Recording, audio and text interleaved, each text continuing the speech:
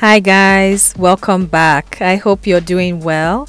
I want to show you how I make my African black soap wash. This recipe is super creamy and thick. If you want to learn this, then please keep on watching. I started by cutting up my black soap into small pieces. This helps your soap dissolve in the water. You can use a processor or a grater to cut this up into smaller pieces.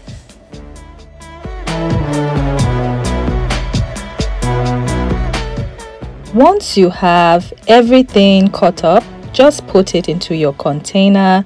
You are going to use some hot water, not boiling water, just hot water to help dissolve the soap.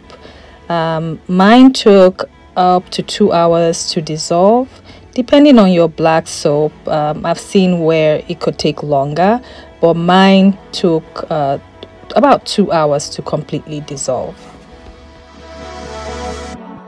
If this is your first time on my channel, welcome. I hope you would consider subscribing. My name is Esther and I love all things DIY hair and skincare. So here I'm just showing you how much water I put in. The key is not putting in too much water to dissolve the soap, so just enough to cover the soap. So this is 2 hours later and I'm showing you how it looks. There is some dirt at the bottom of the container, so you want to strain your black soap solution. You don't want all that dirt in your final product. Black soap is amazing for cleaning your skin and also for sensitive skin. This is how much dirt I was able to remove from my mixture. That's a lot of dirt. Here I'm measuring my black soap. I have about 32 ounces of liquid. This will help determine how much thickener and preservative to use. I am using Guar Gum to thicken my mixture. You can use xanthan gum as well. I used 3 teaspoons, but that was a lot. 2 teaspoons will be sufficient. I used my little blender to just mix that up in my oil. I added some jojoba oil and shea butter as well as vitamin E. So just mix the powder in the oil. This is going to be added to your black soap. Everything I used in today's video I will put in the description box. So all you want to do now is mix thoroughly till everything is well blended and the guar gum is dissolved.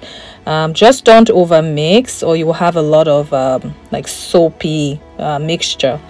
If you are using a preservative, you can add it at this time. When working with water like products, it's best to add a preservative to avoid bacteria growing in your mixture, but that is optional. If you are using your mixture quickly, then it's not necessary.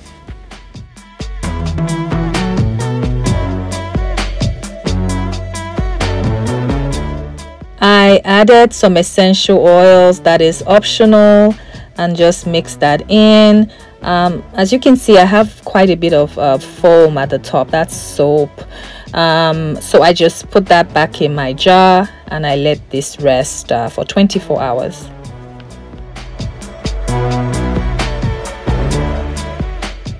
The next day, I'm just shaking this to just incorporate everything. With natural products, they tend to settle at the bottom. So I just shook this up a little bit. And here it is. My mixture was thick. I mean, it was really thick. So if you're making yours, do not use as much guar gum. It's going to get really thick as you know your mixture as time goes on.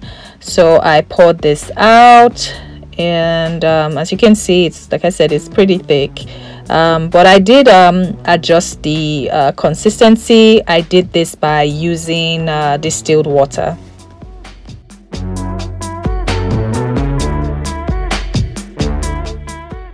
So don't panic if you see your mixture like this. It can be fixed. So like I said, I added some distilled water and just mixed it up, and that helped to loosen it up. I always love working with distilled water. It's best when you're making your products. Do not use tap water. Distilled water is best, or purified water. So you can see it's getting a little bit looser. Just depending on how thick you want your mixture, then adjust accordingly. This is how I left mine. In the end, I just added a little bit of distilled water, and here is the consistency.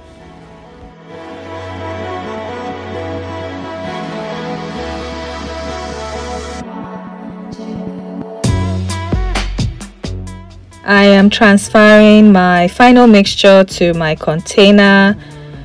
Black soap is truly amazing. It helps to calm psoriasis, unclog blocked pores, and it's also a powerful anti-inflammatory. So it's awesome for your skin and your hair.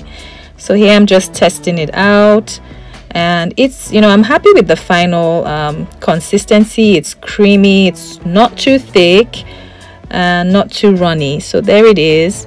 And you would just use this like any other body wash. You can use this as a shampoo as well. You can use this for your face. It's, you know, natural plant ingredients. So here I'm just testing it out. You know, I really hope you try this out. I know it's a lot of steps, but it's honestly worth it. You know, the last few months I switched to plant-based organic ingredients, and honestly my hair and my skin, they're loving it. So I hope you consider subscribing. Please comment, like, and share this video, and I will see you in my next one. Until then, be well. Take care.